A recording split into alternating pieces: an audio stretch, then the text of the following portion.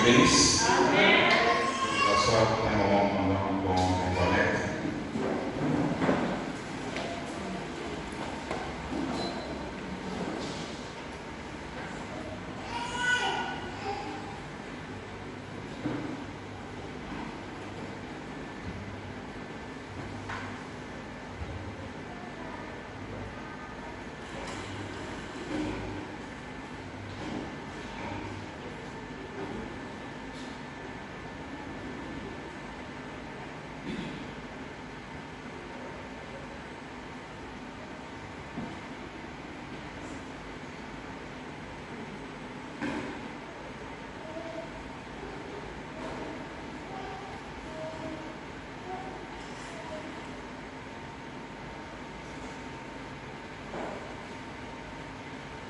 Vous vous sentez bien?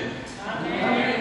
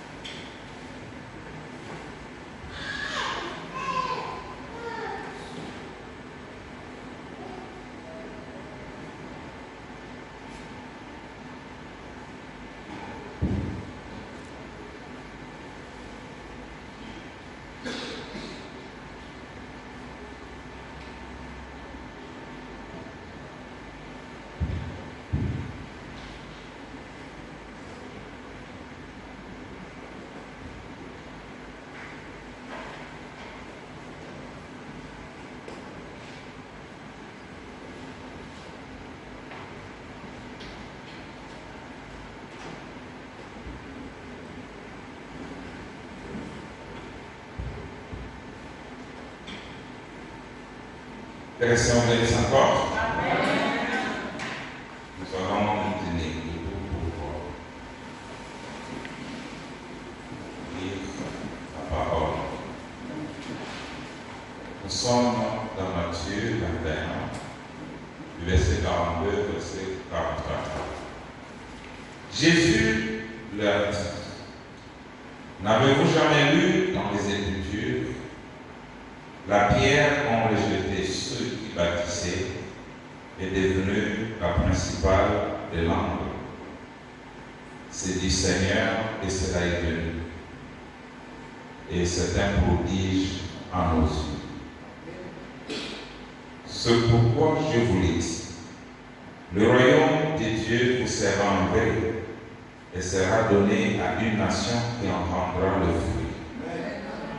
C'est lui qui tombera sur cette pierre s'y brisera, et celui sur qui elle tombera sera écrasé.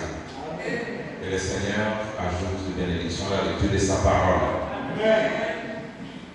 Nous allons continuer avec ce que nous sommes en train de voir. Le dimanche, nous avions parlé d'Élie Moïse. Nous avons vu que le feu sortait de leur bouche pour dévorer ce qui les maltraitait. Et William Brown nous a dit que ce n'est pas un feu littéral, c'est la parole. Parce que Dieu tue son ennemi par sa parole. Nous avons été fixés là-dessus. Nous avons vu que le 6e sceau a été apporté, ouvert et dévoilé par Élie et Moïse. On n'a pas vu deux prophètes appelés Élie et Moïse, mais il y avait un homme William devant eux qui était en train de faire ce travail, ayant en lui le ministère de Moïse, d'Élie et de Christ. Et ensuite, qu'est-ce qu'on a bien encore? Vous me rappelez? On a vu que oui, on a vu le plan,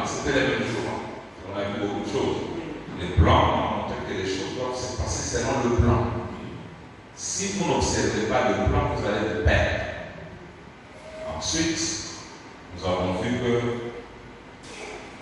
William Branham ramène les cœurs, d'abord les cœurs des enfants au Père, et ensuite il prend les cœurs du Père, il les ramène aux enfants le message.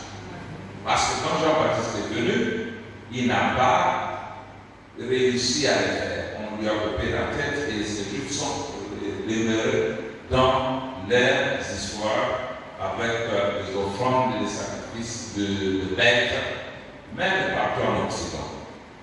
Et étant donné que la nuée devait revenir, pour eux, comme nous le verrons peut-être le dimanche, nous verrons que les 144 000 doivent d'abord être précédés avant le retour du 7e jour. Parce qu'ils ont quelque chose à voir avec le 7e jour. Chez nous et chez eux, c'est la 7e trompette. Alors, aujourd'hui, nous allons continuer avec cette approche de la pierre. Nous parlerons de la pierre, nous parlerons de Joseph, nous parlerons de Jésus. Donc, les trois étapes-là. Jésus, ici, dans Matthieu, adresse cette parole aux pharisiens. Il dit, n'avez-vous jamais lu dans les Écritures la pierre qu'ont rejetée ceux qui bâtissaient est devenue la principale de l'angle. C'est du Seigneur qui sera venu et c'est un prodige dans nos yeux. Remarquez, Jésus s'adresse aux pharisiens. Partant de quelque chose qui s'est passé alors qu'on construisait le temple. Nous avons vu que là où on construisait le temple, il n'y avait pas de bruit de marteau ni de scie. Toutes les pierres étaient taillées, préparées depuis leur carrière. Donc le maçon n'avait qu'à prendre la pierre et poser sur le fondement et ça concordait parfaitement. Et vraiment dit que ces pierres avaient été taillées sous inspiration. Donc Dieu était avec tous ces tailleurs de pierre. Il taillait celui-ci à sa manière, l'autre à sa manière. Ce qu'il appelait à peu près un royaume spirituel, un temple spirituel. Il y a Jérôme ici qui taille les pierres à sa manière.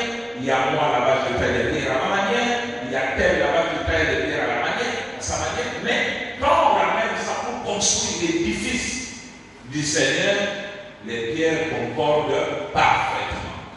On ne peut plus les modifier parce que les tailleurs des pierres, avec les instruments appropriés, a taillé sous inspiration et a donné à chaque pierre une forme qu'il fallait.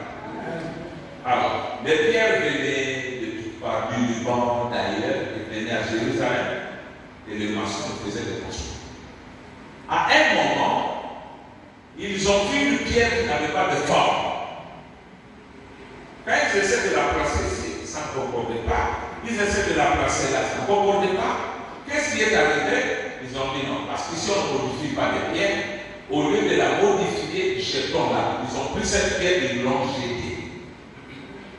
Alors, ils ont continué la construction. Arrivé à un moment, toutes les pierres étaient terminées. Ils ont dit, mais il n'y a plus de pierre, il manque une pierre ici. Ils ont envoyé des messages. Est-ce qu'il y a pas une pierre qui est tombée sur la route? Est-ce qu'il n'y a pas? Ils ont dit non, toutes les pierres ont été acheminées au lieu de construction. Maintenant, un d'eux a dit, allez un peu voir là où nous avions jeté la pierre. Est-ce qu'elle ne peut pas être celle-là? Les mêmes sont allés, ils ont pris la pierre. Donc ils ont posé à la place, c'était l'endroit qu'il fallait. Et quand ils ont posé la pierre, il y a eu des acclamations, il y a eu des alléluia. Ils ont dit, oh, nous avions promis de rejeter cette pierre. Cette pierre porte bonheur. Cette pierre qui achève l'édifice, voilà que nous l'avons rejetée. Et heureusement que nous l'avons retrouvée. Vous allez la chercher. Donc aujourd'hui, nous allons voir que cette pierre n'est rien d'autre que Christ, le ministère. Mais comme Christ a été représenté dans toute la Bible, quand nous rentrons dans l'Ancien Testament, une pareille chose se produit aussi. Je parle et puis nous lirons après. Il y avait un homme Son nom était Joseph, fils de Jacob. Le plus aimé de Jacob. Parce qu'il était l'homme spirituel. Or, vous êtes là pour expliquer les Écritures avec les sens spirituels. Quelqu'un qui est spirituel est toujours haï. Et Joseph était haï de ses propres frères, du même sang. Quand on arrive aux choses spirituelles, méfiez-vous du sang naturel. Vous pouvez traîner avec votre frère, mais vous n'héritez pas les cieux ensemble. Vous ne comprenez pas les choses ensemble. Vous ne croyez pas les messages. Alors, ses propres frères l'ont haï. Pourquoi? Seulement parce qu'il était spirituel.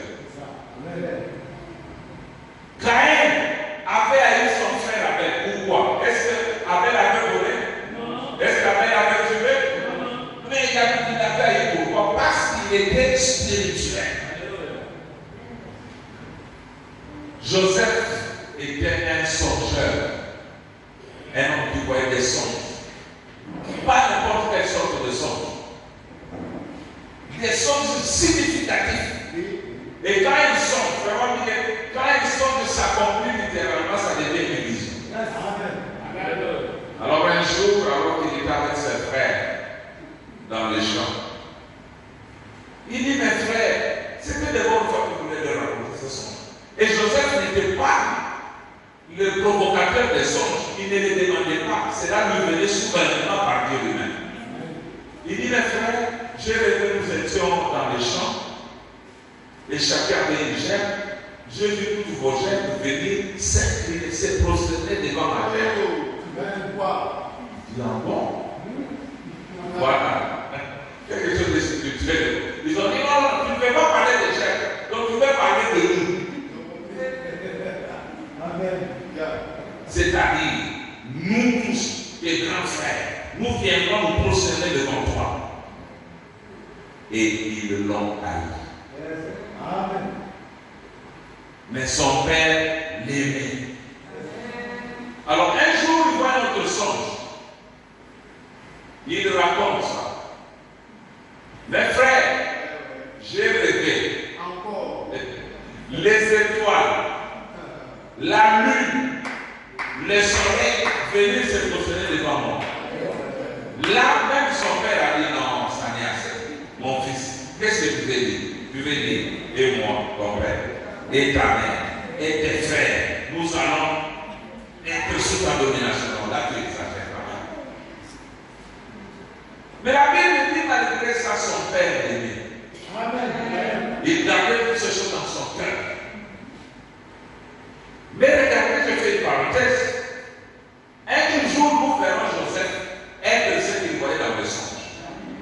Mais nulle part, Dieu ne lui a montré les chemins par lesquels il devait passer pour arriver à la royauté. Dieu ne lui a pas montré tout. Dieu lui a montré seulement le début et lui a montré la fin. La fin est glorieuse. Mais il devait passer par des temps très difficiles. Dieu ne lui a pas montré qu'on allait le jeter dans le puits. Dieu ne lui a pas montré qu'il allait avoir des moments avec la femme de Potiphar et qu'on allait l'envoyer en prison. Dieu ne lui a pas montré tout ça. Même l'épouse, Dieu dit, je vois l'épouse, une épouse glorieuse, sans tache, ni rien de semblable, ni ride. Mais il n'a pas montré comment cette épouse sera d'ailleurs des instruments qui feront mal. Je crois que pour faire l'exécution de ce bâtiment, on a pris encore le marteau et essayé de trouver pour mettre les échafaudages. Alors que c'était déjà comme ça. Mais pour perfectionner, il y a encore beaucoup de marteaux qui entrent. On pense que c'est un démolissement, on peut penser qu'on est en train d'abîmer, mais c'est ça à fois pour arriver à la perfection. Parfois, on dit qu'il y a des choses qui nous feront mal, mais on les fait pour votre bien. On les fait pour votre perfection. Oh, mes frères. Maintenant, regardez, quand il a été haï sans cause, on a haï son ministère. Et pourtant, ce ministère était la bénédiction pour ce peuple. Ils ont dit non, nous devons nous débarrasser de ça. Nous devons nous débarrasser de lui. Nous devons nous débarrasser de son ministère. Sinon, il va continuer à avoir des songes et il va nous diriger. Mais quand Dieu dit une chose, ça peut être contesté. Ça peut prendre du temps. Mais un jour, ça s'accomplira. Dieu n'est pas un homme pour mentir. Et ses décisions sont irrévocables. Dieu n'a pas besoin d'un conseiller pour lui dire quoi faire.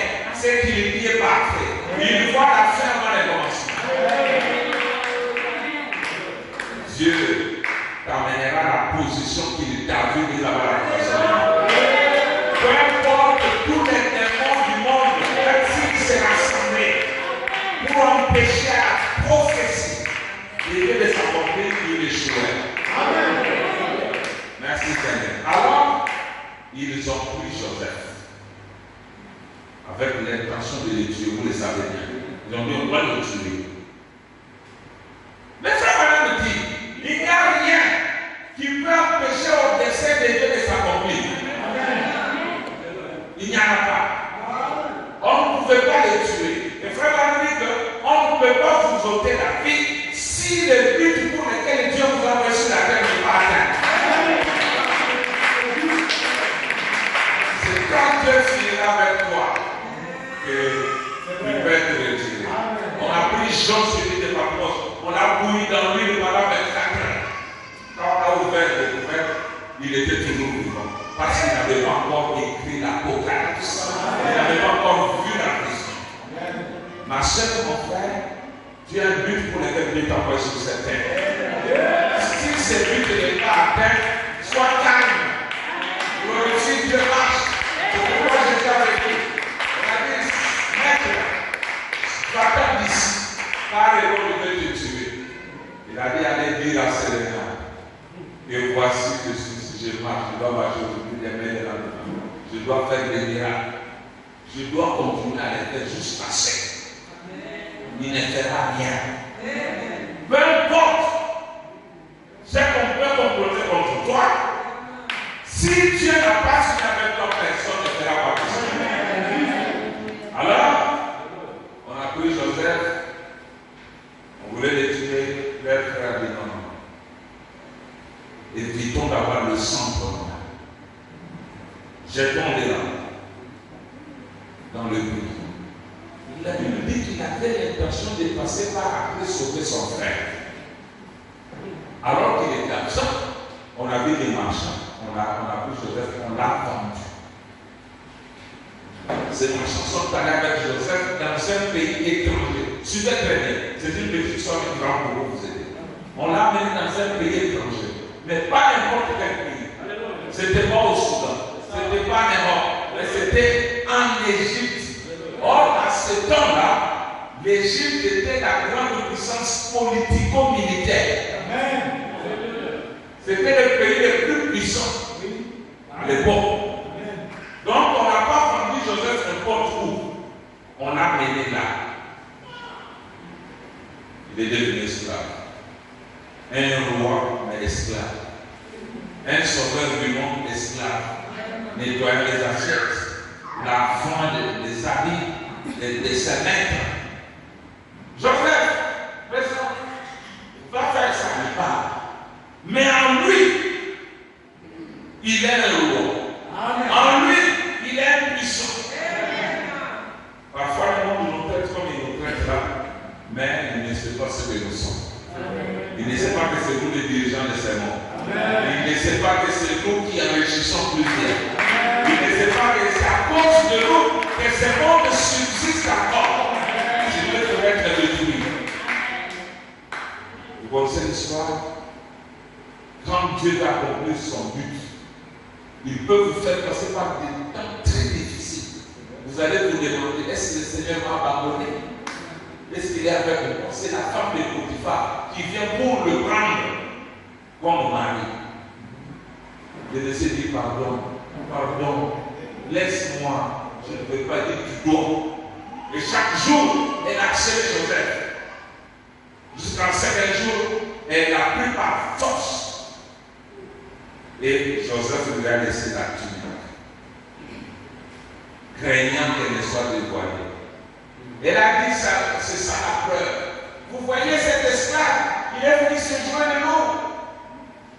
Il est venu pour me violer. Et je lui ai arraché sa tunique. Quel gros mensonge. Je lui frappe. Il dit, quelqu'un venu le voir, je lui ai dit, frère Anna, on dit ça de vous. On dit que vous avez fait ça, ça, ça. Frère Anna, oublie ça. Oh. Il dit, comment tu peux le prendre à la légère comme ça? Sera toujours notre famille. Et il dit, ne t'en fais pas. Cette chose a été prédestinée avant la fondation du monde pour me mettre à l'épreuve. Un gros mensonge sur Joseph. Mais Dieu est derrière ces mensonges. Alléluia. Tous les démons sont au service de Dieu. Il fallait des démons, un certain nombre de démons pour accomplir le but de Dieu dans Joseph. Il fallait d'abord des démons de la haine dans ses frères. Si ces démons de haine n'étaient pas, Joseph n'allait pas être vendu. Donc Dieu permettra qu'on puisse les haïr aussi. Ne t'en fais pas. Cette haine a un but. Il fallait les démons de la convoitise, l'adultère dans la forme de Potiphar. C'est important pour accomplir le but de Dieu. Vous connaissez toutes sortes de démons là, on n'est pas. Mais je voulais vous montrer que tous les démons sont au service de Dieu. Pour qu'Akab soit celui qui aille mourir à la guerre, Dieu avait besoin d'un démon de mensonge. Parce qu'il a demandé qui ira pour nous, pour celui d'Akab. Autour de Dieu, ces gens-là n'existent pas. Mais un démon est venu. Il dit, moi, je serai un démon de mensonge dans la bouche de tous ces prophètes. Ils vont prophétiser le mensonge, lui pourra ce mensonge et il ira à la guerre, il va mourir. Et Dieu a dit, parce qu'ils m'ont envoyé l'amour pour la vérité. Voici, je les renvoie. Moi, Dieu, je les renvoie une puissance d'égarement, afin qu'ils puissent croire au mensonge et qu'ils soient damnés par ce mensonge. Quand vous prêchez la vérité que vous ne voulez pas, Dieu va vous envoyer cette même puissance d'égarement. Vous allez commencer à croire à tout sauf à la vérité, afin que la parole de Dieu s'accomplisse. Alors, regardez maintenant ce qui arrive. Il s'en va. À cause de ce mensonge, il se retrouve en prison. Mais parce qu'il était le fils de la prospérité, partout où on mettait Joseph, la prospérité était là. Tout marchait. Chez Potiphar, tout marchait. Dans la prison, tout marchait. Et j'imagine que la première fois qu'on a jeté la nourriture en prison, c'était quand Joseph était là. Il y avait abondance. Il y avait la bénédiction. Vous savez comment il y avait les partenaires l'autre part des garçons qui avaient eu plus d'un songe. Chacun un songe. Il a interprété le songe. Il a dit l'un sera tué, l'autre sera sauvé. Mais il a dit à celui qui sera sauvé, quand tu seras rétabli dans tes fonctions, ne m'oublie pas. Aide-moi et je sors d'ici. Et quand il s'est rétabli, un autre démon est venu. Les démons de l'oubli. Oh non, Joseph peut dire, mais cet homme est ingrat, cet homme est ingrat. Non, laisse qu'il t'oublie pour que tu sortes au bon moment. Si à ce moment-là, il y avait un pharaon, oh pharaon, si je suis sorti, il y a un hébreu là-bas, il y a un interprété les sortes. Est-ce que pharaon allait avoir besoin de Joseph? Pourquoi? Il fallait un démon de l'oubli. C'est la manière de Dieu. Alléluia. Amen. Il a oublié Joseph. Jusqu'au temps marqué par Dieu. Le temps où le roi, le pharaon, a eu un songe terrible. Des vaches grasses et des vaches maigres. Vous voyez les vaches maigres qui dévorent les vaches grasses. Or, la vache était un herbivore. Mais quelle est cette vache qui mange l'autre vache. Alléluia. Les sons de l'intrigué. Il appelle les magiciens. Tous ces gens-là, ils se disent, moi je suis prophète, moi aussi je suis ministre. Il dit, venez interpréter les sons. Personne ne pouvait. C'est alors que Jésus s'est rappelé. Oh Pharaon, vive Pharaon. Quand j'étais en prison, si j'étais sorti, c'est parce qu'il y a un homme là-bas qui interprète les sons. Si lui vient ici, il va interpréter les sons. Et à ces temps de la fin, vous envoyez un autre.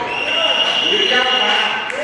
Quand il commence à lui raconter les songes, il te dit, arrête, je vais te raconter le reste. Ton songe, il y avait des gens qui William Branham. Il te dit, arrête-toi là-bas, voici les restes. Quel est cet homme? Quelle place nous avons eu? Nous sommes les filtres de nouveau des temps bibliques. Voir un Joseph dans le temps, voir un Daniel dans le temps. Merci Seigneur. Et c'est alors qu'on a dit non, allez maintenant les sortir. Il était barbu. Suivez qu'il était barbu. Qui pouvait lui couper la barbe en prison? Là, il avait toujours son nom Joseph. Pour le sortir, on l'a coiffé. On a rasé la barbe en ordre terre. On l'a transfiguré. Joseph a changé de visage. Un homme barbu comme ça avec de longs cheveux. Si on coupe les cheveux, on reste la barbe, il va changer. N'est-ce pas? Et on l'a sorti. Il a interprété correctement les songes. Et à cause de cette interprétation des songes, il a été établi chef. Oh, merci Seigneur, il était quelque chose de beau. Il était le chef de toute l'Égypte. Tout genou devait se sécher devant Joseph. N'est-ce pas vrai? La Bible dit qu'il était même le Dieu de Pharaon. N'est-ce pas? Mais regardez maintenant. Quand la trompette sonnait, voici Joseph. Tout genou fléchissait, sauf les genoux d'un seul. Pharaon. Pharaon lui a dit, le trône seul ne sépare de toi. Je te donne tout le pouvoir. Mais moi, Pharaon, je ne serai pas soumis à toi. C'est ainsi que Dieu a pris Jésus, il lui a soumis toutes choses. Mais il a dit, la Bible dit, celui qui lui a soumis toutes choses est excepté. Dieu le Père n'est pas soumis au Fils. Il n'est pas soumis à Jésus. Il n'est pas soumis à William Branham. Parce que nous verrons que le même ministère à l'Est, c'est le même ministère à l'Ouest. Dieu lui a soumis toutes choses à Branham. Mais lui, Dieu le Père, n'est pas soumis ni à Jésus, ni à Branham.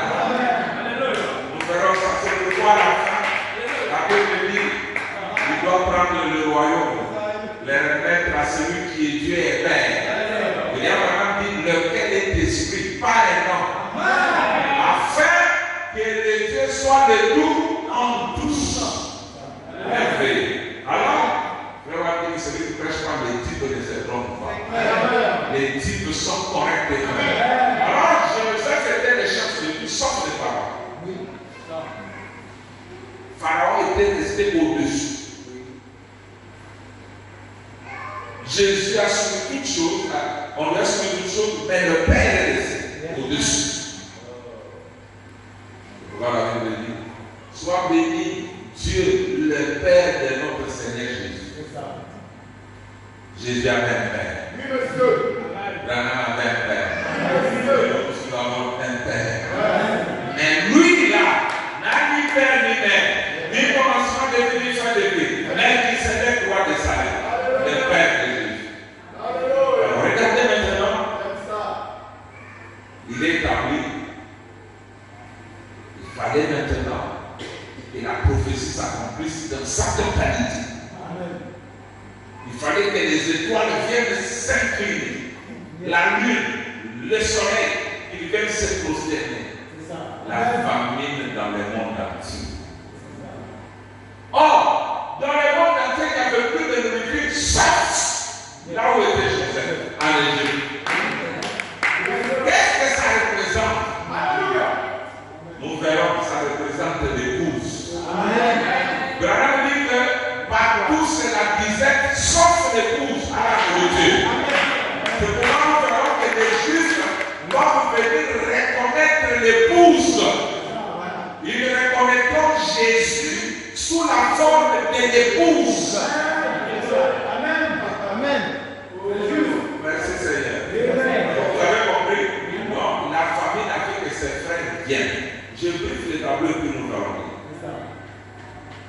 sont venus.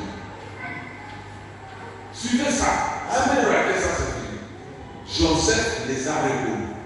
Amen. Mais eux ne l'ont pas reconnu. Pourquoi? Parce qu'il avait transfiguré. C'est ça. Amen. Il avait le visage était changé. C'est ça. Son nom était changé. Amen. On ne l'appelait pas Joseph. Parce qu'on disait Joseph, je l'ai dit. C'était Joseph. C'était Joseph, notre frère. Je vois les traits de notre frère. On l'appelle Tafnak Panin. Quand ils arrivent, les frères de Joseph se prostèrent. Ils se prostèrent. Joseph dit ça y est. Les hommes sont en train de s'accomplir. Et déclare à Dieu. Regardez, il ne se révèle pas à eux. Mais il leur fait seulement du bien. Il leur donne beaucoup de blé. Il prend leur argent, il le remet dans les sacs de chacun. Quand ils arrivent quelque part pour se reposer, celui qui ouvre son sac, il trouve l'argent. L'autre, l'argent. Il beaucoup de blé. Il sort. La nourriture termine, il revient encore. Oh mon roi, oh mon Seigneur, voici l'argent qu'on a trouvé. Ce n'est pas non, que Dieu soit avec vous, c'est votre argent. Il est fait du bien. Amen. Il parle avec eux. Et vous êtes seulement comment? Vous avez un père, nous avons un vieux père, il est comme ça, notre frère a été vendu, et il a été tué. C'est vrai. Et vous n'avez pas notre frère. Non, nous avons un autre, les petits frères à celui-là. En tout cas, là, notre père est attaché à son âme. Il ne veut pas accepter de l'hériter. Pour que vous puissiez voir de nouveau mon visage, il faut que lui soit là. C'est impossible. Et ok, comme c'est impossible, ne venez plus. Ils sont partis. La nourriture est terrible. Le papa dit allez encore, je pense à vous. Allez encore. Il dit non. Cet homme-là, si vous venez seul sans celui, le papa dit je ne peux pas. J'ai perdu Joseph et je perds encore Benjamin. Nous verrons que Benjamin, c'est des types de 144 000. Ce n'est pas nous Israël. Il dit il faut que les 144 000 là viennent ici. Donc il dit c'est possible. Papa, je jure. Alors, si je ne l'amène pas l'enfant, tu me traites comme ceci. C'est-à-dire, papa a libéré Benjamin. Amen. Quand Joseph a vu Benjamin, son cœur a tressailli de joie. Il est allé de côté, il a pleuré. Il a pleuré. Il ne s'est toujours pas levé. Qu'est-ce que je veux vous dire? Joseph a été en contact avec ses frères plusieurs fois sans se révéler à eux. Amen. Mais il leur faisait seulement du bien. Amen. Vous comprenez? Alors, il leur donne à manger. Vous connaissez l'histoire. Comment il a dit, il retient Joseph et Benjamin. Vous rentrez. Vous voilà comment Simon a pleuré. Ruben a pleuré. Il dit que je reste même d'esclave. Il dit non. C'est seulement celui sur qui on a trouvé la coupe du pharaon. Le pharaon qui doit rester. Il dit, comme notre père, notre vieux père, votre serviteur, va mourir. Son âme est à la chasse. Si vous lisez cette histoire, vous serez ému. C'est triste. Alors, Joseph ne pouvait plus se contenir. Il a dit, je suis Joseph, votre frère. Il n'a pas dit, je suis ta frère païen. Il s'est révélé sous son nom là qu'il avait. Depuis toujours, il dit, je suis Joseph. Ces noms ici, ce sont des païens qui m'appellent comme ça. Ils ne savent pas que je suis Joseph, ils m'appellent Panéa, ta frère Panéa. Mais je suis Joseph. Amen. Merci frère. Amen. Merci sœur. Qu'est-ce que je vais dire? Retenez ça. Les frères de Joseph n'ont pas reconnu Joseph en Israël. Amen. Ils l'ont reconnu en Égypte, chez les nations. Deuxième constatation. Joseph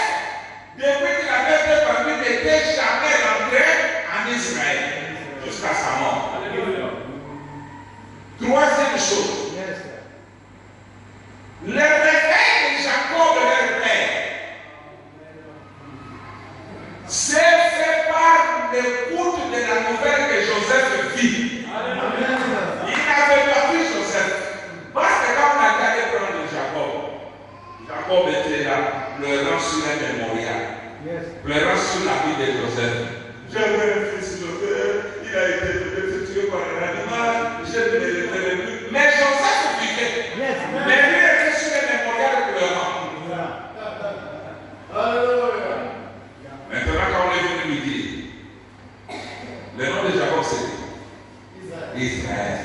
C'est ça le réveil d'Israël. Il était toujours là dans le rêve, pleurant, triste, dormant. On lui dit Jacob, Israël, ton fils Joseph vit en Égypte. La Bible dit, le cœur de Jacob resta raide. Mais quand il a vu le chat que Jacob envoyait, on dit, le cœur de Jacob se réveilla.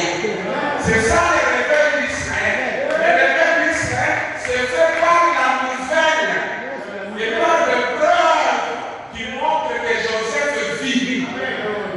Sans voir Joseph, Israël c'est le vrai ou faux? Voilà. C'est ça l'étude parfaite. Qu'est-ce que ça signifie? Le frère Joseph c'était Jésus. Il est venu à rester chez les siens. La Bible dit les siens l'ont rejeté, l'ont haï et l'ont tué. Mais Jésus leur a dit,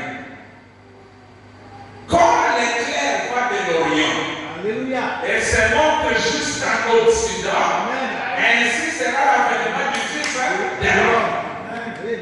C'est le même affaire de Jésus, c'est ça qui est arrivé ici.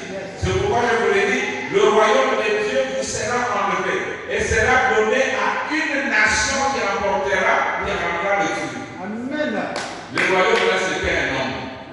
C'est pourquoi Jésus leur a dit, vous direz le royaume est ici, il est là, ne le croyez pas. Amen. Car voici, le royaume est au milieu de vous. Vous n'avez jamais dit ça? Jésus était même le royaume. Il était le roi de ce royaume-là. Je le savais, je ne vais pas anticiper. Il était le roi de ce royaume-là. Il leur a dit, vous avez rejeté ça. La pierre pour rejeter le bâtisseur redeviendra la principale de l'homme. Il dit, c'est le ministère que vous refusez en 3 poules. Premier, deuxième, troisième poule.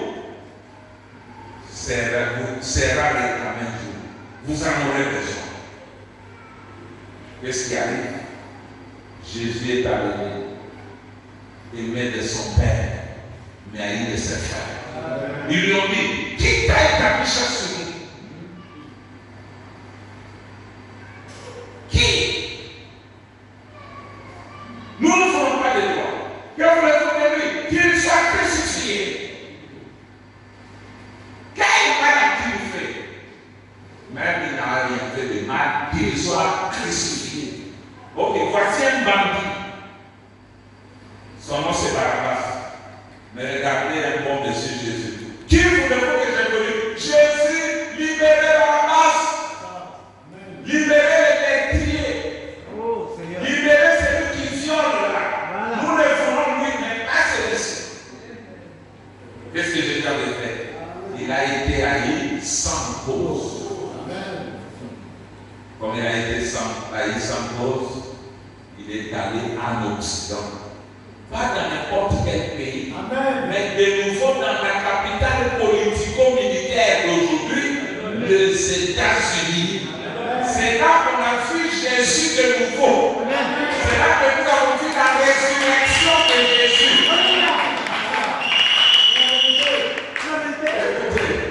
Écoutez ça.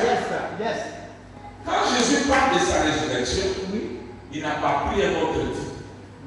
Il a pris le type de Jonas. Il dit que même que Jonas fit 3 jours et 3 nuits dans le sein d'un gros poisson, ainsi le Fils de l'homme fera 3 jours et 3 nuits dans le sein de la terre. Si nous analysons ce type, nous verrons que Jonas était en Israël, suivez sa tête. Joseph était en Israël. Il est entré dans le bateau. C'est ma mère. Vous savez ma mère? Ok, merci. Il est entré dans le bateau en Israël. Vrai ou faux? Projetez-moi ça. Il est entré dans le bateau en Israël. Le bateau là n'allait pas à l'île, mais il allait à Tarsis. Ils ont commencé des problèmes. Bon, il y avait des commerçants. des grands commerçants. Et la plupart d'entre eux ne payaient même pas leur dîme. Ils étaient contents, ils voyaient les affaires prospères. Et Dieu leur envoyait un monsieur qui va leur créer des problèmes. Jonas. La présence de Jonas a activé les vagues, la tempête. Ils ont dit, qu'est-ce que nous devons faire? Allégeons les bateaux. On a pris les biens de la porte du 7e sonnage et dans la vie. Nous on disait c'est l'or. J'ai l'or et les messieurs. La vie vaut plus que l'or. Alléluia. Son or. Et il y avait une autre sœur qui avait beaucoup de biens. On a pris, on a jeté. Ce jour-là, tous sont devenus pauvres à cause de Jonas. Amen. Vous qui ne voulez pas vous conformer au principe de Dieu, Dieu va vous envoyer un Jonas. Il va vous créer des problèmes. On va déjeter des bateaux en jetant vos affaires. Oh Seigneur. Alléluia. Ils avaient déjà fait un calcul. Comme j'ai 1 million, si je vends ce voyage, je vais avoir 2 millions. Mais ce jour-là, il est en plein maître. Parce que comme vous ne voulez pas payer les dîmes et soutenir l'œuvre de Dieu, Dieu va récupérer tout ça un jour en vous envoyant Jonas. Alléluia. Amen. Oh Seigneur. Dieu va tout récupérer. Bon, mais c'est pas ça le message. C'est un plat d'accompagnement. À cause de ce programme, on a dit que chacun prie son Dieu. Il prie. Faire ces choses-là. Jonas était calme. Il ne prie pas. On vient de couper sous la table. Il dit, monsieur, toi tu ne pries pas. La prière ne fait rien. Le problème est ailleurs. Le problème à ce monde. Je suis un hébreu, je suis en train de fuir Dieu. La solution, vous devez me ligoter et me jeter dans l'eau. On l'a ligoté pour cette histoire. On l'a jeté dans l'eau à Israël. Le poisson l'a pris 3 jours et 3 nuits pour le vomir chez les nations. Le Jésus qu'ils ont tué en Orient a été ressuscité en Occident. Donc Jésus montrait que la résurrection de Jésus se fera chez les nations. On verra de nouveau Jésus tournant le dos. On verra Jésus qui sera dépassé le cœur. On verra Jésus qui brûle une chemise et il met sa main, les empreintes correspondent. On verra Jésus, le père du roi, qui est allé à la main du roi, tombe dans sa main combien.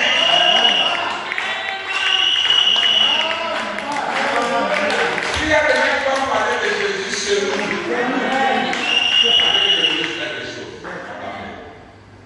parce que je pense que les gens blaguent beaucoup avec Dieu ou avec le message. Hein? Vous allez croire ça?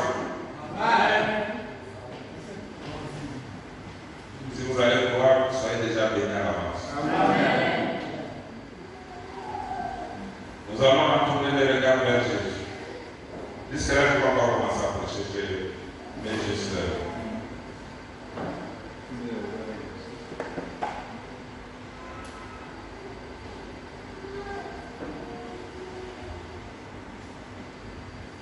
Très bien. Nous allons lire.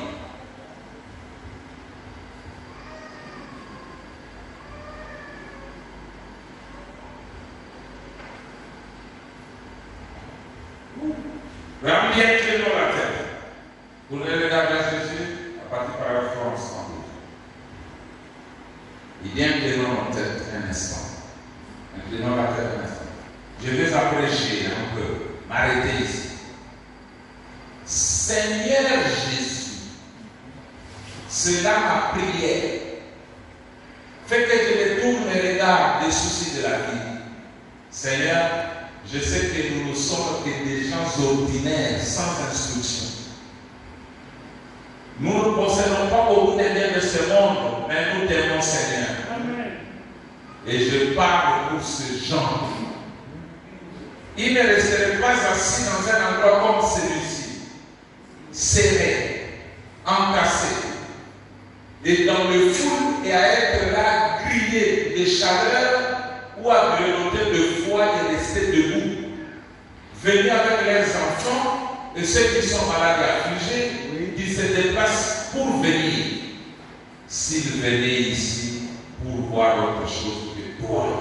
Amen. Ces gens, Seigneur, ne viendraient jamais pour voir un homme. Amen. Des hommes, il y en a beaucoup dans la rue. Ils se ressemblent tous. Mais, ils viennent pour voir cet homme. Cet homme de Dieu. C'est Jésus de Nazareth en chair qui est Dieu. Amen. Amen. Est-ce que nous sommes en Israël? Mais ces gens ne sont pas venus pour voir un homme, ils sont venus voir cet homme de Dieu, c'est Jésus de Nazareth en chair qui est Dieu. Maintenant, Père, tu nous as dit, encore un peu de temps, le monde ne te verra plus. Peu importe combien de temps, ils ne verront jamais. Mais tu as dit, vous me verrez. Les véritables croyants, parce que je serai avec vous et même en tous à la fin du monde. Tu nous as promis que si nous regardions, nous verrions. Et tes prix ce soir, tu as compris de nouveau ce passage de l'Écriture pour nous, que nous puissions regarder et voir Jésus se faire connaître à nous de la même manière qu'il a toujours fait en accomplissant sa parole.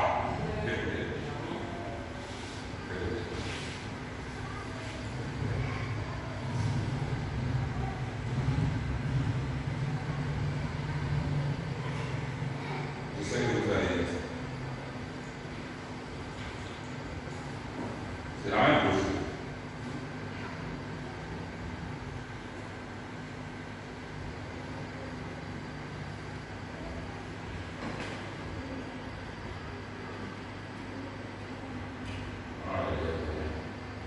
Bon. 300 000, 310. C'est là où on était. Je crois. Oui, c'est là où on était. C'était la suite. Encore un peu de temps. Et on ne me verra plus, mais vous me verrez. Ô Église! Alors, s'il a dit, vous me verrez, c'est la preuve que vous pouvez de nouveau regarder. Vous me verrez, car je serai avec vous, et même en vous jusqu'à la fin du monde. Quand?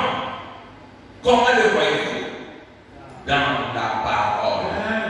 Il est la parole. Regardez la parole et voyez ce que la promesse, car il est le même hier, aujourd'hui, éternel. Ce qu'il était quand il marchait en Galilée, c'est exactement ce qu'il est ce soir à Jeffersonville. C'est exactement ce qu'il est au Branham Tabernacle. Quand vous regardez, qu'est-ce que vous voyez? Vous vous attendez à quoi? Un fondateur? Un homme de dénomination? Vous ne verrez jamais cela Jésus. Est-ce que vous regardez à vous attendez à voir quelqu'un à la lutte de sacerdotat? Vous ne verrez jamais ça Jésus. Non. Comment on voit Jésus? Par la parole de Dieu qui se manifeste. Parce qu'il était la parole de Dieu manifestée. Ce qu'il est dans ce temps-là, il est ce soir et il le sera toujours. Ce qu'il était là, à l'est, c'est ce qu'il y a à l'ouest. Donc les Juifs ne vont jamais retourner à l'est pour le voir.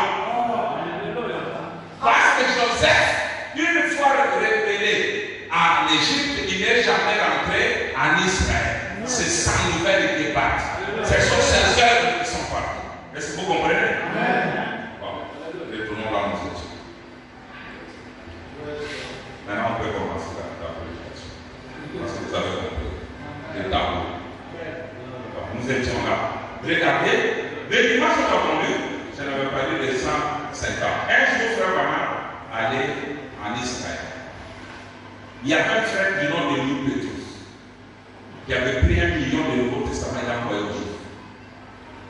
Il disait, les Juifs ont lu le Nouveau Testament. Et ils ont dit, si alors c'est Jésus vit et qu'il est dans ses disciples, nous voulons le voir faire les signes du prophète. c'est-à-dire le discernement de pensée. Amen. Branham a dit, ça y est, il dit, c'est mon ministère. Allons maintenant en Israël pour leur montrer ça. Regardez, Branham n'allait pas là pour être Moïse ou Élie. Il allait pour leur montrer les signes du Messie. Quand il arrive en Égypte, Dieu commence à le déranger. Il va prier. Il dit non, ne parle pas. Amen. Ne parle pas. Pourquoi? Why? Alléluia. Il lui dit, Yes, sir. Alléluia. ce n'est pas encore l'heure. Amen. Gloire à Jésus-Christ. Il dit, l'heure pour faire ça n'est pas encore. Yes, sir. C'est la vérité. Oh. Deux. Yes. Il dit, ce n'est pas ta place. Voilà. Trois. Yes. Il dit, ne le fais pas encore maintenant. Amen. Et tout mon message est la suite de toi. Yes. Il lui dit, reste dans de la Palestine. Pourquoi? Ce n'est pas ta place. Yes. Il dit, maintenant, tu fais commettre une erreur. As-tu vu Joseph rentrer en Palestine? Non, monsieur. Ce n'est pas ta place. Toi, tu es la pierre qu'on a rejetée. C'est eux qui doivent suivre la pierre là où elle est. Deux, il n'a jamais dit à Abraham que ce n'est pas toi qui feras le signe du Messie. Il lui a dit, ne le fais pas maintenant. Trois, il dit, ce n'est pas encore l'heure.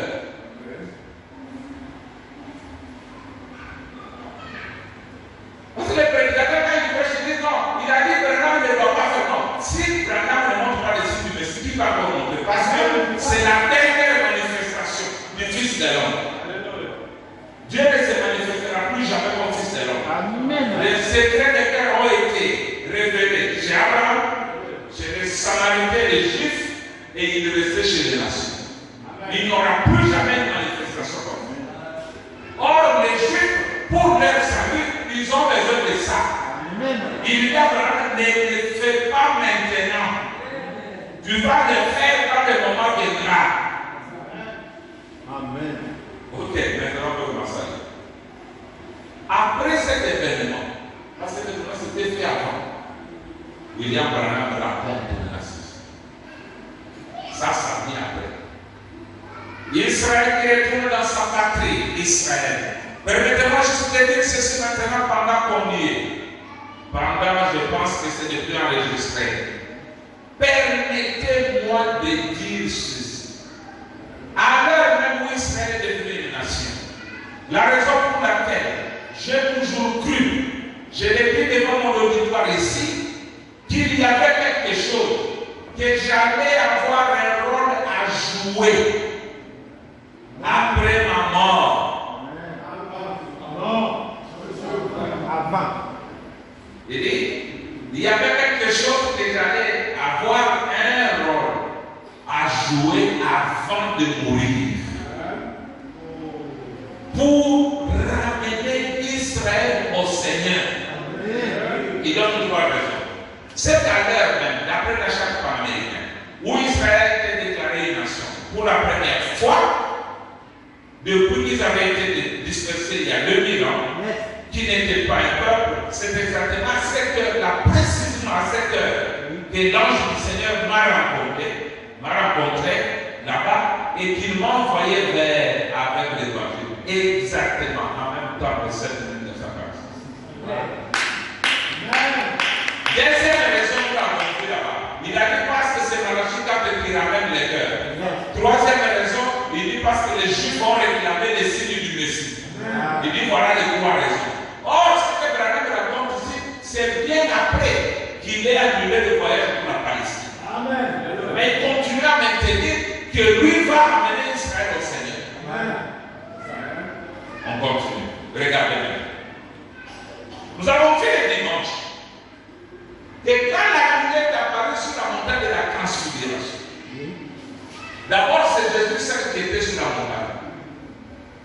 était apparu le premier ça. Jésus était là. Qui est apparu? Pourquoi Moïse d'abord? Oui, il a dit Moïse. Pourquoi Moïse? Tu n'entends pas? Oui, il est apparu le premier. Pourquoi? Il a raison. Oui, là. C'était?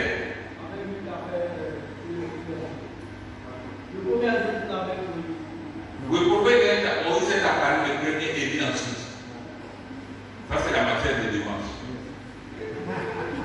Et toi, tu es prédicateur. Derrière Emmanuel.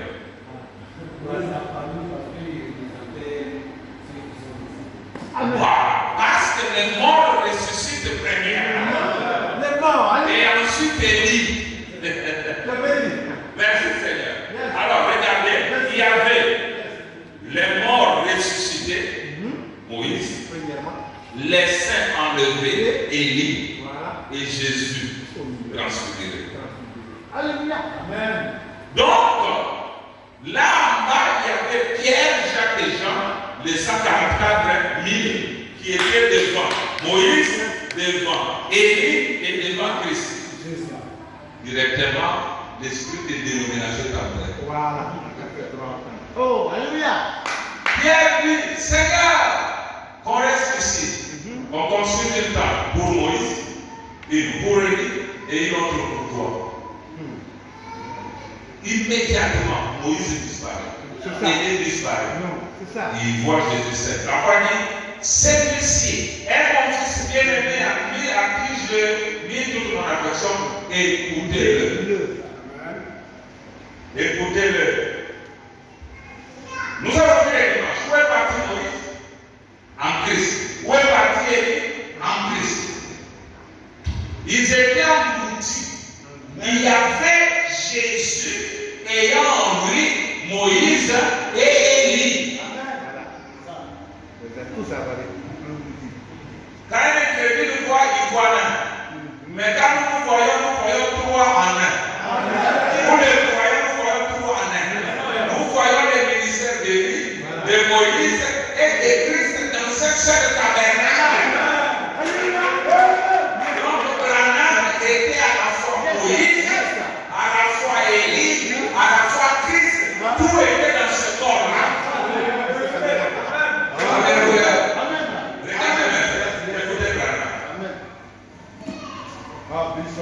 La grâce de Jésus-Christ.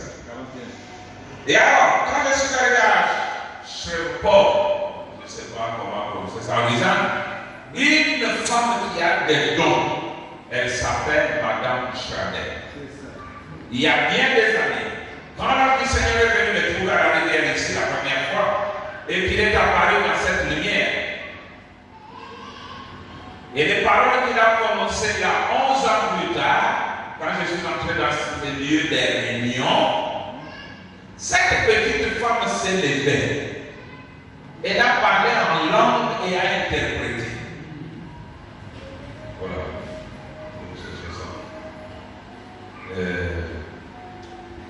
C'était mot pour mot. Exactement ce que cet ange avait dit. Amen. Cette même petite femme, quand je suis entré dans ce tabernacle, à l'endroit de port où nous étions, à l'Église tabernacle, le Saint-Esprit a touché cette femme. Et elle a dit mot pour mot ce qu'il m'avait dit là-haut sur la colline. Ensuite, l'Esprit a commencé à agir et a donné l'interprétation, prédisant des choses, la révélation, la prophétie, les choses qui arriveraient pendant la réunion du lendemain soir. Et cela n'a pas manqué d'arriver une seule fois. Avant cela, une petite femme s'est levée dans la réunion. Une baptiste venue là sans savoir ce qu'elle pourrait bien y faire. Or, les baptistes de nous. Ils ont compris. Et le Saint-Esprit est descendu sur elle. Elle s'est mise à parler en langue. Une baptiste de la première église baptiste de Shreveport. Ensuite, elle ne savait pas ce qu'elle avait fait. Et alors, avant qu'elle ait pu dire quoi que ce soit, Le Saint-Esprit m'a donné l'interprétation, il a dit, ainsi dit le Seigneur, d'ici 3 mois, l'esprit de Moïse, d'Élie et de Christ seront à l'œuvre. Ah, vous avez compris, vous avez dit, l'esprit de Moïse, d'Élie et de Christ sera à l'œuvre dans ce tabernacle. Quel tabernacle? Tabernacle homme. Écoutez, vraiment, c'est exactement ce qui est arrivé. C'est exactement ça. Oh, Dieu soit béni. Amen, amen. Merci Seigneur. Nous sommes le fou du message. Alléluia. Le fou, alors le vrai fou, c'est nous ici. Amen. Nous vous disons des choses pour lesquelles Jésus est mort. Amen. Écoutez ça. Oui, vous allez aimer. Alléluia. Tu es béni, Alléluia. Nous voulons dire quelque chose. Yes. Élie, Moïse et Christ. Un seul esprit. Or, quand vous lisez Malachie 4, vous voyez tous les 3 esprits dans Malachie 4. Il parle de Moïse, il parle de la restauration, là, il parle de Jésus. Donc, pour les 3 là, voici, je vous emmène. Nous sommes, vous allez aimer. Vous allez aimer ça.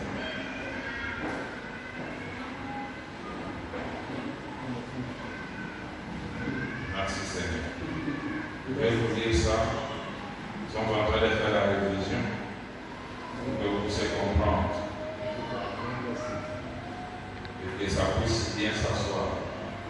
Voilà, nous y sommes. C'est toujours dans le Proverbe chapitre 14. Il est à l'entrée de la considération.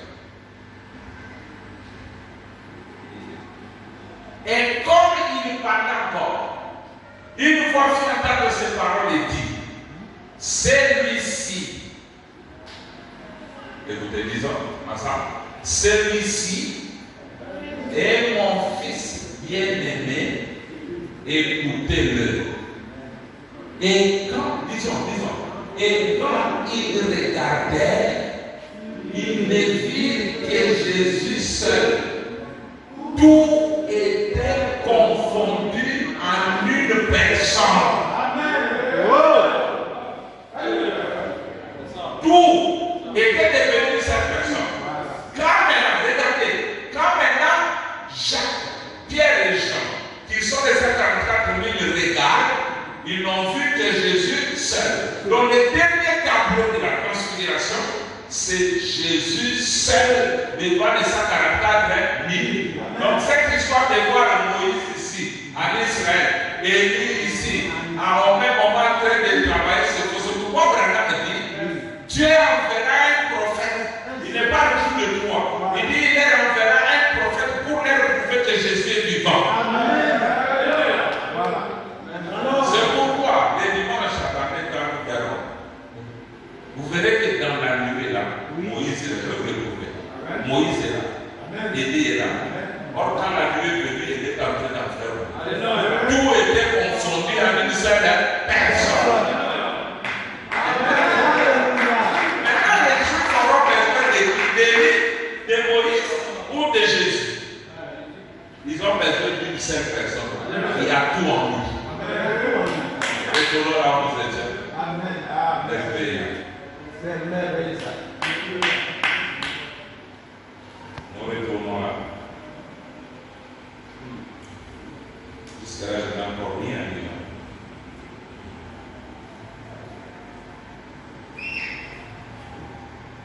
Vous me direz le temps quand ça sera fini. Bon, écoutez, nous avons mis ça. Maintenant, parce qu'il s'agit de ce ministère qui est dans l'église. Ce ministère-là, est-ce que c'est moi qui l'ai? Est-ce que c'est votre pasteur? Est-ce que c'est vous? Il dit ceci. Sans cesse, les gens qui sont en besoin. Les ministères doivent être pareils. Au point qu'il a dit, je vois que certains d'entre vous inscrivent les passages de l'Écriture. Jean 14, 12. Celui qui croit en moi, fera aussi les œuvres que j'ai faites. Voyez-vous les œuvres. Ensuite, à ceux pour qui il n'y avait aucune possibilité de salut. Voyez, l'œuvre a continué, toujours pareil. Alors, ceci a été, si je peux m'exprimer ainsi, le ministère de Jésus-Christ, réincarné dans son Église en ce dernier jour, c'est ce que beaucoup d'entre vous croyez. Je le crois comme vous. Je crois ceci. Si je ne croyais pas, j'agirais autrement à cet égard. Parce qu'après tout, c'est moi qui suis concerné là-dedans. Le ministère de l'épouse là est incarné dans William Branham. Et c'est lui dont les Juifs ont besoin. Ils ont besoin de ce ministère-là. Toi, tu ne peux pas tourner le nez du Seigneur et passer des temps. Il y a des gens, quand ils viennent au discernement, je veux vous dire une chose qui est seulement entre vous et Dieu. Et c'est le Dieu que vous connaissez. Avant de venir, vous vous êtes agenouillé à côté du lit. Vous avez murmuré ceci dans votre cœur. Et c'est vrai? Oui, c'est vrai. C'est forcément de Dieu et de la personne. Maintenant, toi, tu connais comment? Qui es-tu? Qui es-tu? Toi qui connais. Qui est qui? Oh, merci Seigneur. Donc, quand on parle de ce ministère, c'est pas vous. Écoutez maintenant votre prophète. J'étais en route pour y aller. Où? En Égypte, en Palestine. Vous connaissez l'histoire? Je peux sauter. Vous connaissez l'histoire? J'ai raconté là comment Dieu l'a tenu à l'écart. Il a dit, je suis là au 156. 155. Je me suis retiré des regards. J'ai levé la tête vers Dieu. J'ai dit, oh Dieu, est-ce toi qui m'es parlé? Il a dit, qui? Qui a dit? Dieu. Il a dit, ce n'est pas l'heure. Reste en dehors de la Palestine. Ce n'est pas le moment maintenant. Pourquoi? Je vais vous poser la question. Pourquoi Branham n'a pas continué en Palestine? Répondez. C'est ça. Mais tout ce que les prédicateurs racontent là, ça vient d'où? Voici ce que Dieu lui dit. Il a dit, ce n'est pas l'heure. Reste en dehors de la Palestine. Ce n'est pas le moment maintenant. Alors j'ai pris mon billet et je l'ai changé. Et de là-bas, je suis allé à Rome pour revenir à Lisbonne au Portugal et de là rentrer aux États-Unis. Écoutez maintenant. Pourquoi ce n'était pas l'heure? Ce n'était pas encore l'heure. L'iniquité des nations n'était pas encore à son comble jusqu'au rebord de la coupe. Écoutez. Mais un jour, ça viendra. Et Dieu enverra 3 hommes là-bas. Merci, vous êtes éveillés. Il dit, mais un jour ça viendra. Et Dieu enverra quelqu'un là-bas, un prophète. Et il ne leur prouvera.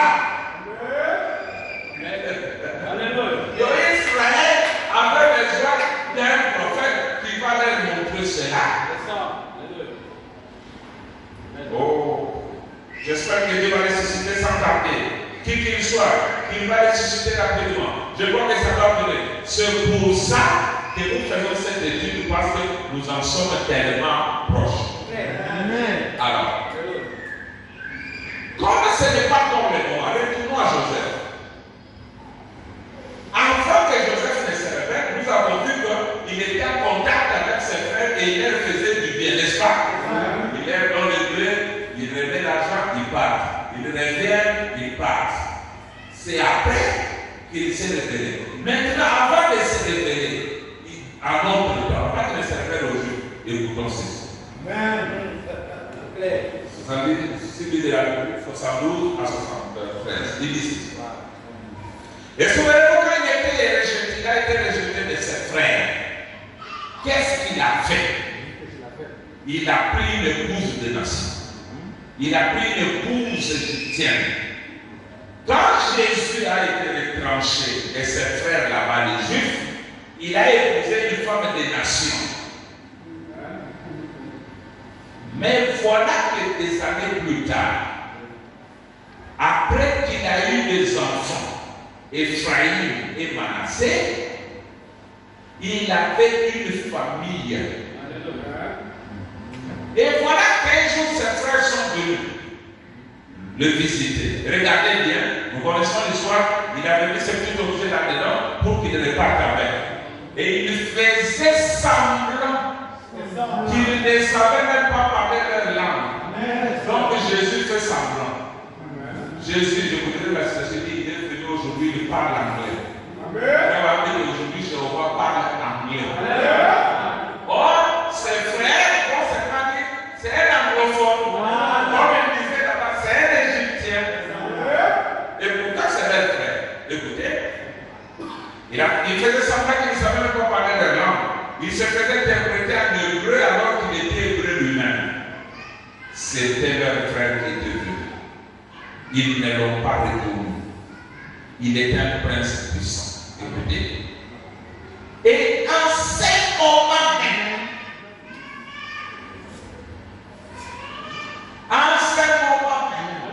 alors qu'il ne s'est pas encore révélé, Christ visite les Juifs. Il guérit les malades parmi eux. Et tout, ils ne savent toujours pas qu'il est ce Messie. Beaucoup de Juifs aux États-Unis venaient au règne de Frère Branham. Ils disaient le passé, ils leur donnent la guérison, etc. Mais eux ne savent toujours pas. Pourquoi? Parce que ce n'était pas encore l'heure. Même pour qu'Israël entre dans son pays, Dieu a dit, il restera stable jusqu'à ce que l'iniquité des Amoréens sera à son compte. Avant ça, Israël ne pouvait pas sortir et frapper. Il a permis que l'iniquité des nations arrive aussi à son compte. Écoutez ça. Faites des noms. Or, pourquoi le Saint-Esprit m'a-t-il dit, quand je me mettais en route pour aller là-bas, leur montrer qu'il était le Fils de Dieu? Là, nous sommes appris les choses. Il a dit, pas encore. Vous vous en souvenez? Il y a à peu près 5 ans, j'étais en route vers l'Inde. 5 ans, c'est-à-dire en 69 ans, c'est 40 ans. J'étais en route vers l'Inde, l'Assemblée dit Amen. Il a dit, ne le fais pas.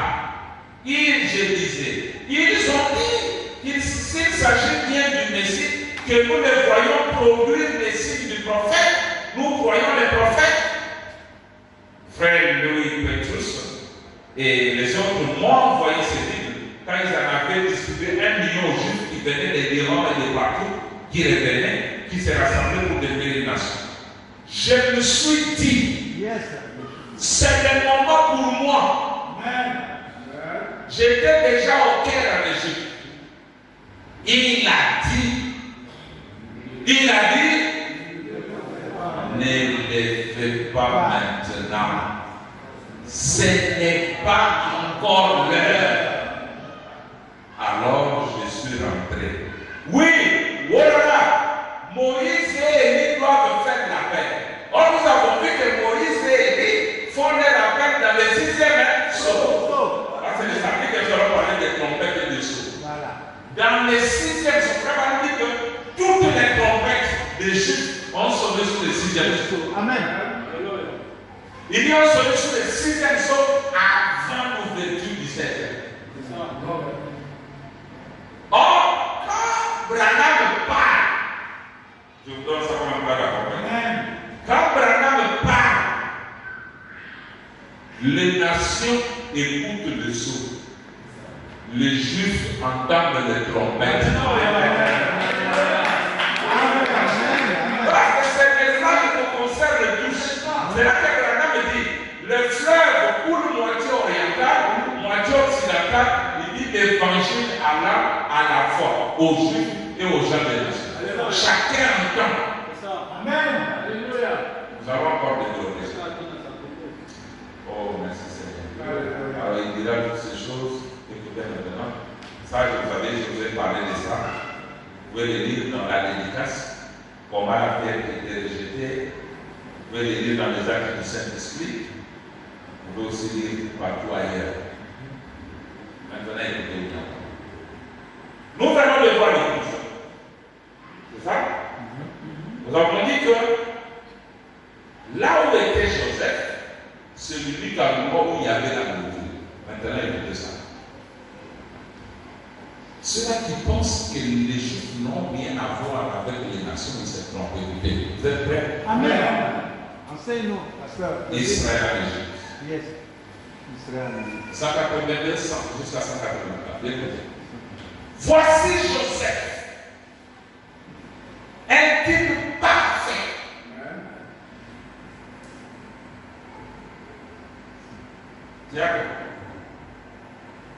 Un type parfait, certainement comme dans les derniers jours, au retour des Juifs, au temps de la fin. Amen. Il vient pour le millénium. Amen. Quand les Juifs seront à nouveau sauvés. Et il regardait, et Joseph,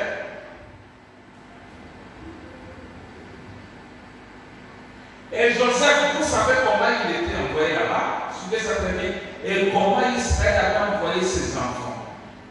Ils avaient reçu un petit peu de blé. Ils mouraient de faim. Amen. Et Joseph avait interprété les songes du roi. Amen.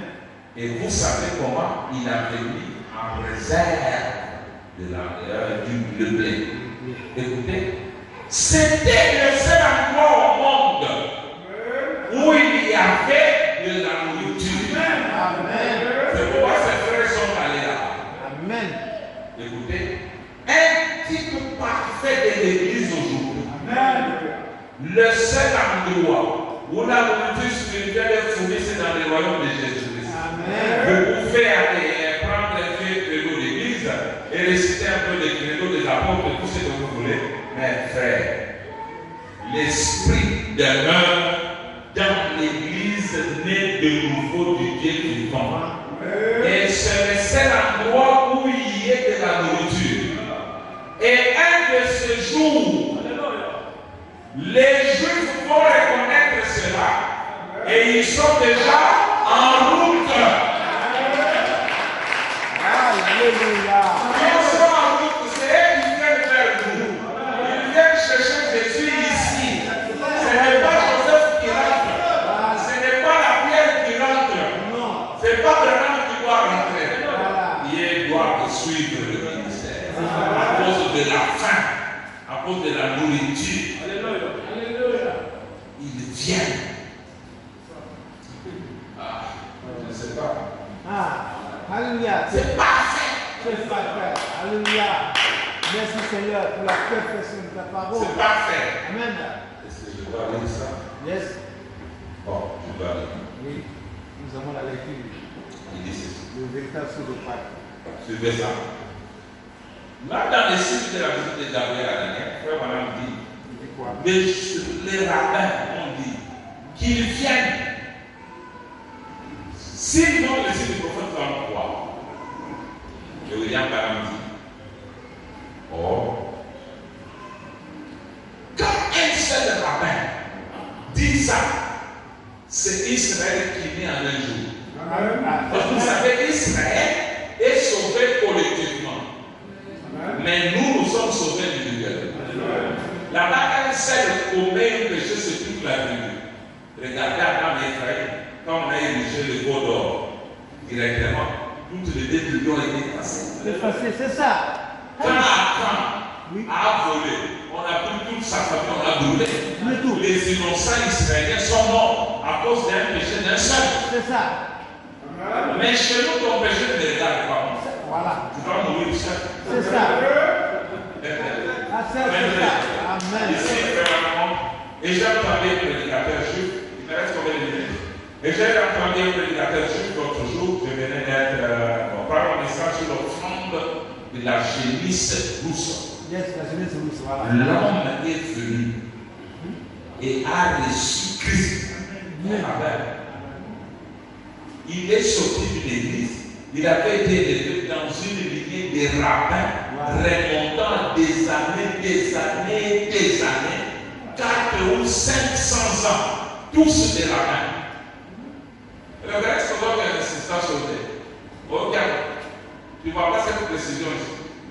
Le rabbin là est vraiment converti est dans la lignée des rabbins depuis 500 ans. Ce n'est pas un petit rabbin. Et l'homme a entendu mon message. Merci. Et il est entré directement dans une réunion. Et il a entendu parler de cette vache rousse. Et cela l'a converti au christianisme.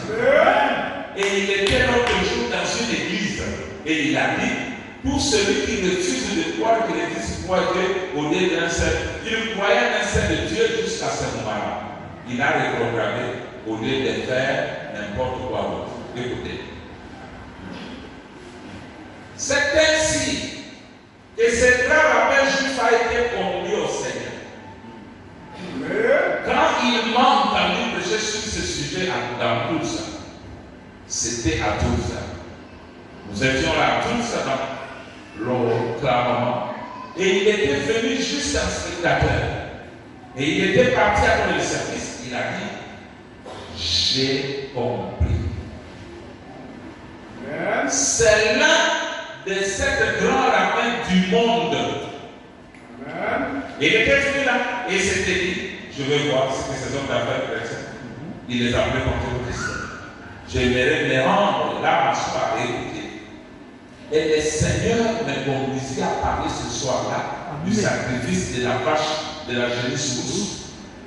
Après le service, il rencontra quelques frères là derrière et leur dit, je voulais faire la connaissance de cet homme. Je sais qu'il n'a même pas d'instruction. Et il dit, je suis un rabbin juif qui connaît toutes ces différentes interprétations et des choses de ce genre. Amen. Dit-il, je n'ai jamais vu cela de toute ma vie. Il a dit, je n'ai jamais vu cela. Shalom. Et à présent, il est un rabbin pentecôtiste rempli du Saint-Esprit. Il va partout prêcher l'évangile. Il s'appelle le même rabbin pentecôtiste. L'autre jour, quand nous sommes rencontrés chez Frère Jacques, il est à l'hôtel Washington, New York, et une dame le connaissait et lui dit, rabbin, dit-elle, nous avons une belle chambre pour vous, mais dit-elle, il n'y a pas de télévision. Il répond, cette histoire, c'est l'enfer vision. J'étais là dehors. De toutes les façons, je n'en veux pas une dedans. S'il y en avait une, je vous demanderai de la jeter dehors. Elle répondit, rabbin, il dit, je suis un rabbin pentecôtiste. Alléluia. Il me dit, bien, quand vous irez en Israël, frère Branham, je veux y aller avec vous. Amen. Il dit, nous pouvons apporter cela à notre peuple. Je lui répondis, pas maintenant, rabbin. Pas maintenant. Pas maintenant. Ce n'est pas encore l'heure. Attendez un peu. Vous verrez partout le rabbin, c'est pas moi. Il dit non, ce n'est pas l'heure. Attendez. Mais entre-temps, je suis en contact avec les Juifs, je leur fais du bien. Mais ils ne savent toujours pas que c'est ce dont ils ont besoin. Oh, merci Seigneur. Ça rapporte plus clair. On va toucher aux trompettes. Vous allez voir ce qui se passe. Mais avant ça, je vais vous dire quelque chose. Je vais vous dire une dernière chose, une dernière situation.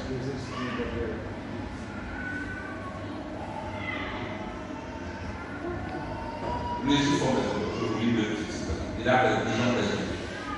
Parce qu'avant d'entrer dans les enseignements, commencer à broyer comme les chiens. Non,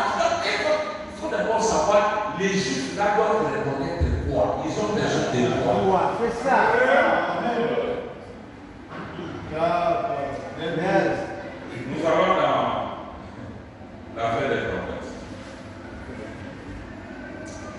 Ah, merci Seigneur. Merci Seigneur.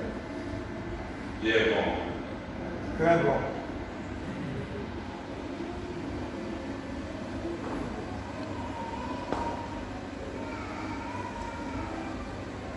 Nous y sommes.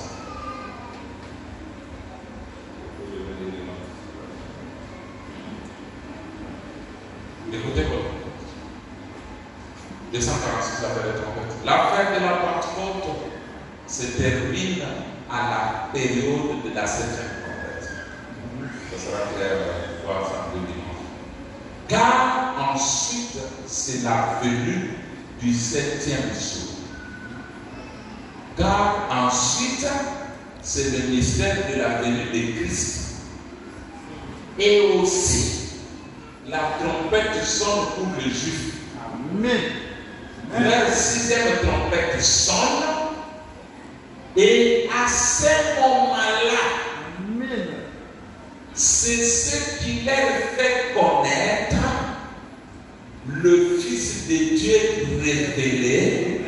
Disait le reste. Durée d'une demi-heure. Waouh. Durée d'une demi-heure, c'est le 7e saut. Quand il ouvrit le 7e saut, il y a un silence d'environ une demi-heure. C'est pourquoi nous verrons à la réunion prochaine que les Juifs sont scellés avant l'ouverture du 7e saut. Alléluia. On les scelle et maintenant quand le 7e saut s'ouvre, ils reconnaissent. Amen. Alléluia. Parce que le 7e saut fait quoi? Ramène Jésus sur la terre. Alléluia.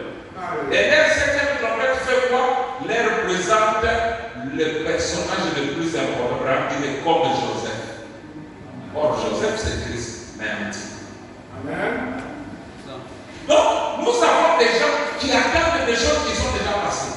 Amen. C'est correct. C'est comme j'avais dit, vous êtes là avec votre sac, vous attendez un train qui va y en secours. Mais on vous dit que ce train-là est déjà passé. Voilà. Mais vous restez piqué là, ridiculement assis debout là. Mais quand les gens étaient, c'est bon plutôt. Voilà. Le temps est bien parti. Alléluia. Les trains partis, toi tu fais. Voilà. Oh, Amen. Amen. Oh là là. Je dis encore quelque chose, il y a 250. Et on s'arrête. Il y a encore remarquez ici dans l'Épître 26. Maintenant, lors de l'enchaînement des Écritures, après la longue période de la Pentecôte qui s'est terminée par l'appel à sortir de l'épouse, l'épouse est appelée à sortir par un serviteur. C'est qui? C'est quel serviteur? C'est Branham. L'épouse est appelée à sortir par un serviteur. Point. Lisez. Le rejeter. Ensuite, qui se fait connaître à Israël. Qui est rejeté par la Odyssée? Les gens n'ont jamais su que c'est Christ Jésus qui a donné des Écritures, mais sous la forme de William Branham. C'est pourquoi William Branham dit le sang est sur vos mains. Vous dites que nous n'avons pas rejeté. Pourquoi m'avez-vous rejeté en Finlande? Voilà. Pourquoi l'avez-vous fait en Suisse? Voilà. Ce n'est pas moi que vous avez rejeté, c'est lui. C'est lui, c'est Christ. C'est Christ transfiguré. Amen. Amen. Regardez qu'il changea de forme de la manière qu'il était en ce qu'il sera dans le dernier jour. Alléluia. C'est ce que Branham dit. Oui. Il dit quoi? Il dit c'est le même Christ, mais sous la forme de l'épouse. Vous avez vu cette citation, bien de vous la lire. Je termine. Il y a un visible.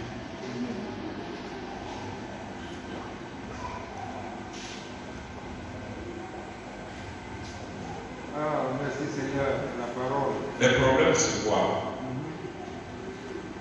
Comme je l'ai dit, vous allez au champ,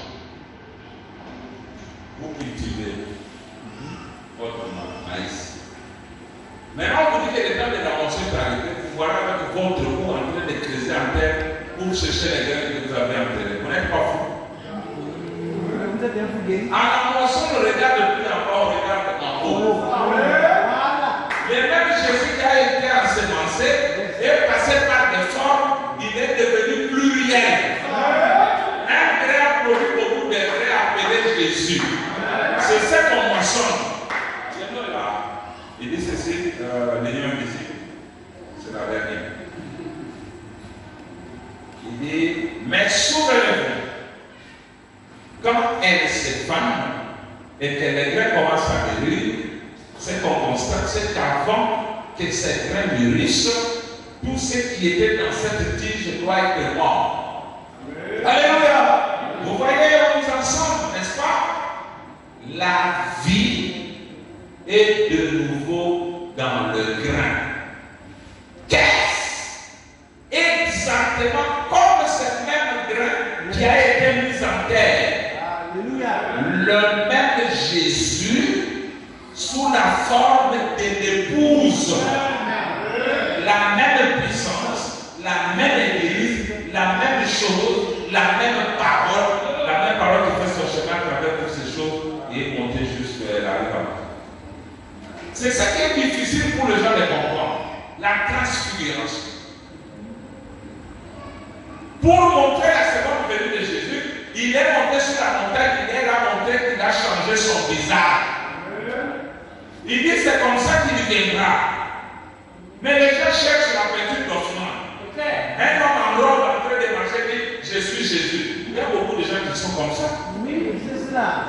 Mais ça ne fait pas bien de Jésus. On connaît Jésus par la vie qu'il manifeste. Parce que Christ est identifié par ses propres caractéristiques. Oh, bien, j'aime ça. Comment vous pouvez comparer les à un faucon? Voilà. Vous êtes des aigles, vous avez une nourriture différente. Et cette nourriture doit être fraîche.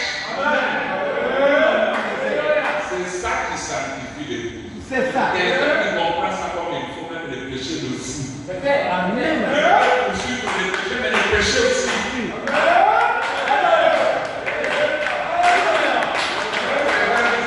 Vous croyez pas la sanctification. Nous croyons à la sanctification mystérieuse. On écoute la parole et elle nous blanchit.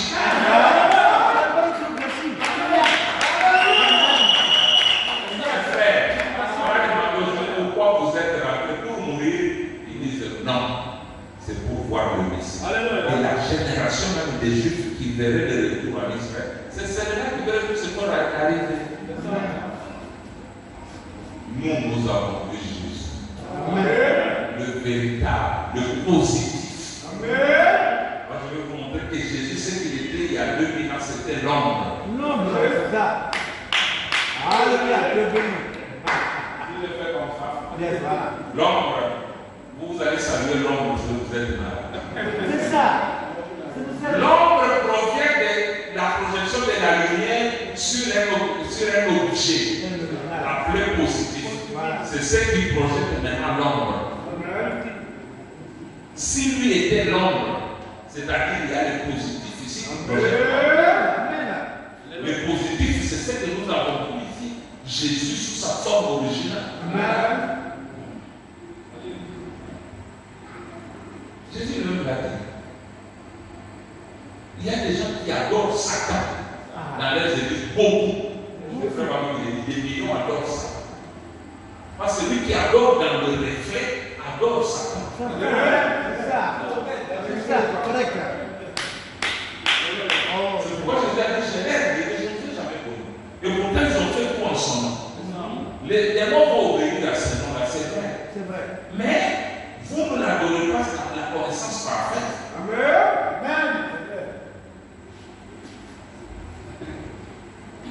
Vous allez en faire comme ça avec le nom de Jésus, avec votre vie sainte de chaque jour, vous allez en faire. C'est ça. Parce que vous n'avez pas reçu la connaissance de Dieu. Amen. Quand quelqu'un vous cherche la vérité, il faut prier pour lui, il faut le soutenir. Merci Seigneur. Alors, vous voyez que les types ne trompent pas. Branham ne peut pas rentrer en Israël. Pourquoi? Pas normal parce que tous les types, ni Joseph, ni la pierre ne sont jamais rentrés vers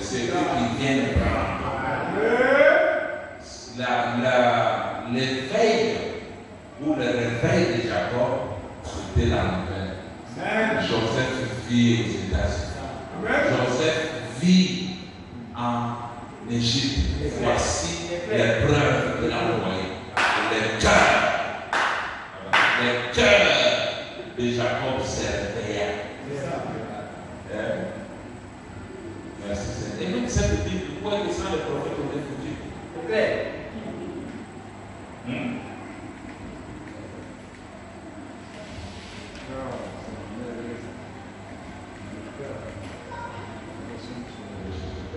J'ai déjà fini. Ah, merci Seigneur.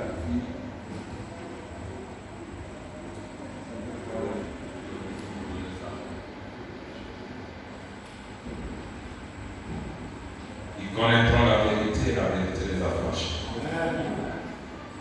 C'est ce que Dieu dit. Il veut que vous puissiez recevoir la vérité. Amen. Il vous aime. Amen. Il dit pourquoi tu fais les soins petit troupeau? C'est parce que le Seigneur veut vous révéler ses mystères. Amen.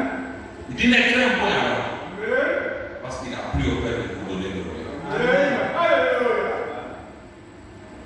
Et Dieu voulait encore vous montrer maintenant. Dieu place le royaume. Amen. Parce que le royaume, nous avons montré qu'il est sur cette terre. Mais il est où? Amen. Si je ne vais pas vous me rappeler que je vous lis ça, je reste que le Seigneur bénisse. Amen.